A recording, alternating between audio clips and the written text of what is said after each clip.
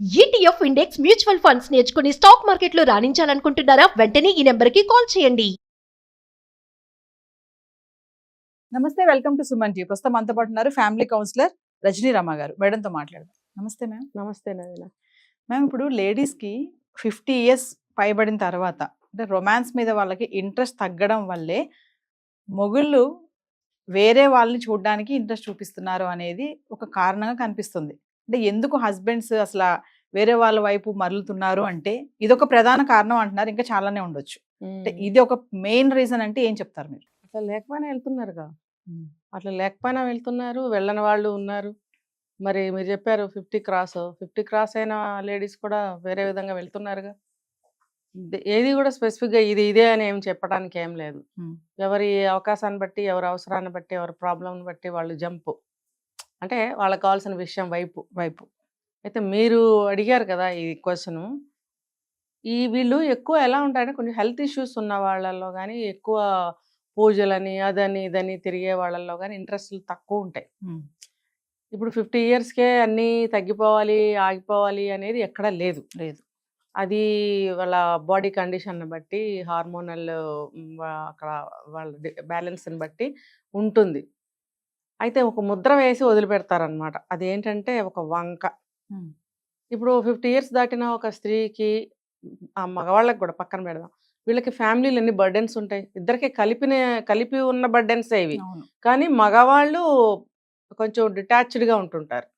ఆడవాళ్ళు ఏంటి, అన్నీ పట్టించుకుని వాళ్ళే చేసుకోవడం, ప్రతి ఒక్కటి ఇన్ఫ్లుయెన్స్ ఆవిడ మీద పడడం అనేది ఖచ్చితంగా జరుగుతుంది.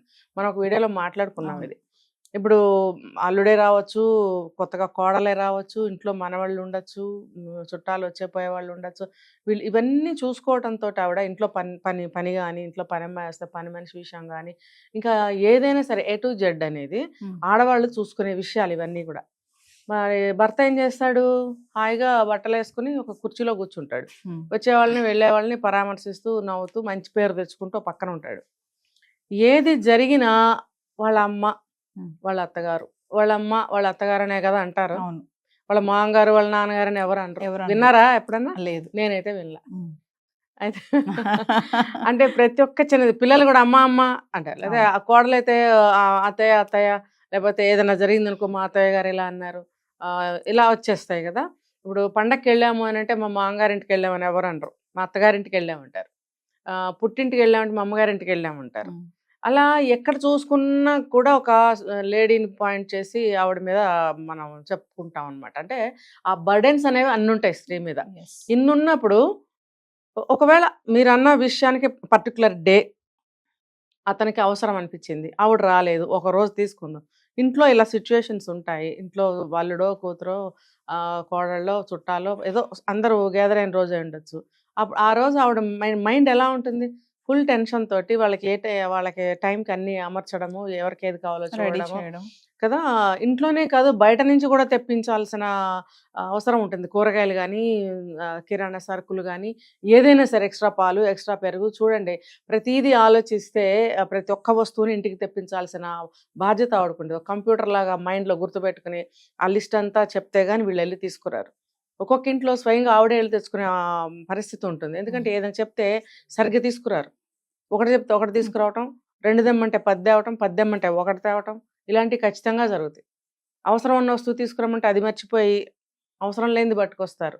ఏంటంటే నువ్వు అది అన్నావు కదా అంటే, నేను అది వద్దు అన్నాను, ఇది తీసుకురా అన్నాను అంటే, ఆ వద్దు అన్నది ఎంత బాగా గుర్తుంటుందో. కావాలన్నది తేరు. ఖచ్చితంగా ఇది ఎవరిళ్ళలో జరిగినా లేదో చూడండి, ఖచ్చితంగా జరుగుతాయి. మరి ఈ విసుగుదలని భరించడం ఇష్టం లేక స్వయంగా ఆవిడ కూడా వెళ్ళి తెచ్చుకోవడం అనేది జరుగుతుంది. అంటే ఫిజికల్గా, మెంటల్గా ఎన్ని స్ట్రెస్లు, టెన్షన్లు, బాధలు ఉంటాయి శరీరానికి. అలా వెళ్ళి అన్నీ ఆవిడ ఇంటా బయట అన్ని చూసుకుంటున్నప్పుడు ఈయన గారికి కోరికలు పుట్టినాయి అనుకోండి, మరి ఆవిడ ఎలా వస్తుంది? అది ఆలోచించాలి కదా. ఇప్పుడు నేను హాయి కూర్చున్నాను, ఆవిడ ఎంత కష్టపడుతుంది, ఆవిడ ఎంత టైడీగా ఉంటుంది కదా బాడీ. అలాంటప్పుడు ఆవిడ ఎలా ఇంట్రెస్ట్ చూపించగలుగుతుంది అనేది ఆలోచించాలి. ఆలోచించకుండా ఎలా 2-3 సార్లు జరిగింది అనుకోండి, నేను వేరే చూసుకుంటున్నాను అనడమే కాకుండా వెళ్ళి చూసుకోవటం కూడా జరిగింది అనుకోండి, అది ఎంత మాత్రం బాధ్యత లేని వ్యక్తి అని నేను చెప్తాను. ఎంత మాత్రం ప్రేమాభిమానాలు లేని వ్యక్తి భార్య మీద అని చెప్తాను. మరి అవన్నీ ఉంటే అలా చేయడు కదా. తన ఇద్దరిది కలిపి ఆ ఇల్లు, ఇద్దరిది కలిపి ఆ వ్యవహారాలు అయినప్పుడు ఆవిడ ఒక్కటే అంత స్ట్రెస్ టెన్షన్ తీసుకుంటున్నప్పుడు నువ్వు మాత్రం ఈ పాయింట్ మీద కూర్చుంటున్నావే. ఒకవేళ అది పాసిబుల్ అయితే నువ్వు ఇంకా ఫ్రీ అవుతావుగా మెంటల్గా. అంటే నీకున్న టెన్షన్స్ ఏమన్నా ఉన్నా స్ట్రెస్లో నువ్వు ఫ్రీ అవుతావు. ఆవిడ అవ్వలేకపోతుంది.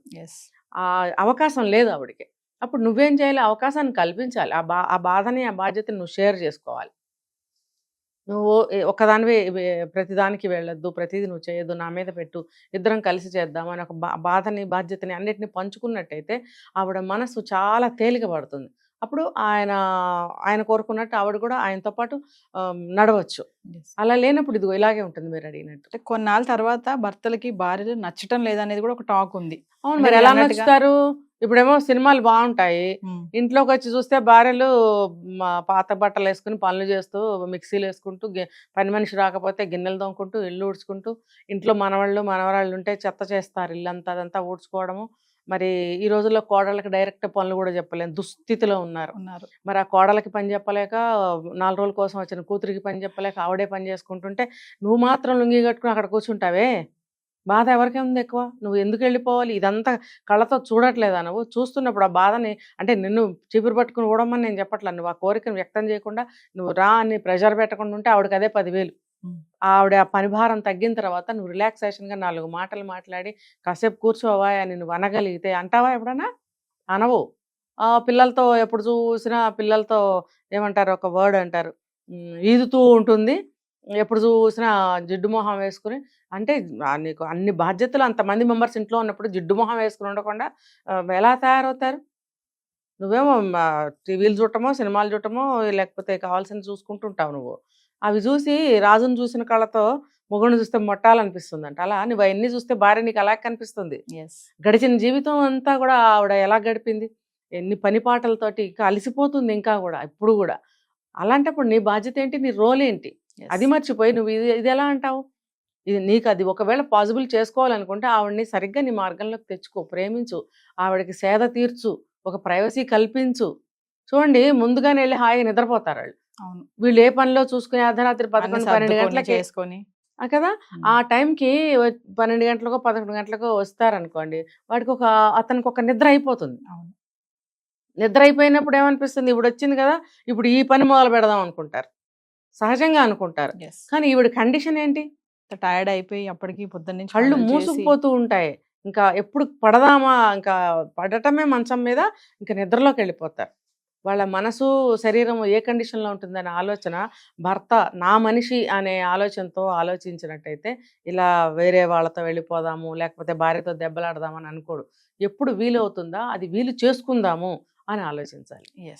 అంటే మేడం, వివాహ సమయంలో చేసినటువంటి ఏవైతే ప్రమాణాలు ఉంటాయో వాటికి కట్టుబడే ఉండాలి అంటారు. కట్టుబడకపోతే ఇలాంటివన్నీ వస్తాయి కదా సమస్యలు కదా. మరి అంటే మీరు అన్నట్టుగా ఉదయం నుంచి అన్ని పనులు చేసుకుంటూ అంత అలసిపోయి ఉంటే వీళ్ళకి ఆ టైంకి ఆ పని చేయకపోతే ఇంకా వీళ్ళు వేరే మార్గం చూసుకోవడం అనేది ఎంతవరకు కరెక్ట్ అనేది మన పాయింట్. అవును, ఎక్కడా కూడా ఆ మంత్రాలు అసలు పెళ్లి పీటల మీద ఆ మంత్రాలే వినపడవు అసలు వాళ్ళకి. ఆ మంత్రాలు ఒకవేళ వినపడినా వాటి అర్థాలే తెలియవు.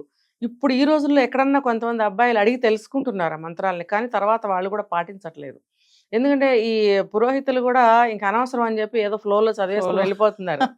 తొందరగా చేసేయాలి అనిపించేవారు ఇదివరకు, అను అని చెప్పి ధర్మేచ ధర్మేచ అర్ధేచ అర్ధేచ అని అనిపించేవారు. ఇప్పుడు అనిపించడం కాదు, వాళ్ళకి వినిపించడం కూడా వినిపించినంత ఫ్లోలో వెళ్ళిపోతున్నారు. నేను చూస్తున్నాను, రేపు కూడా ఒక పెళ్ళి ఉంది, అక్కడ అబ్జర్వ్ చేస్తాను. ఓకే, కాబట్టి అసలు ఆ మంత్రాలు అనేవి ఉంటాయని, వాటికి అర్థాలు ఇలా ఉంటాయని, వాటిని ఇలా ఫాలో అవ్వాలనే విషయం కూడా ఎవరికి చాలా మందికి తెలియదు. పూర్వీకులకు తెలిసేమో కానీ తెలుసు కాబట్టి కాస్త కోస్తా ఉన్నారు. ఇప్పుడు వాళ్ళకి అసలు ఎవరికి ఇప్పుడేంటి కొంత కింద పాత అంటే ఈ జనరేషన్కి ముందు జనరేషన్ వాళ్ళు కూడా తెలియదనే చెప్పాలి. తెలిస్తే మరి నడివేసి వచ్చినా కూడా 60-70 ఏళ్ళు వచ్చినా కూడా గొడవలు ఎందుకు అవుతున్నాయి? తెలియక జరుగుతున్నాయి. తెలుసుకుని కూడా ఇవన్నీ ట్రాష్ అంటారు. అప్పుడు అనుభవించాలి. Thank you.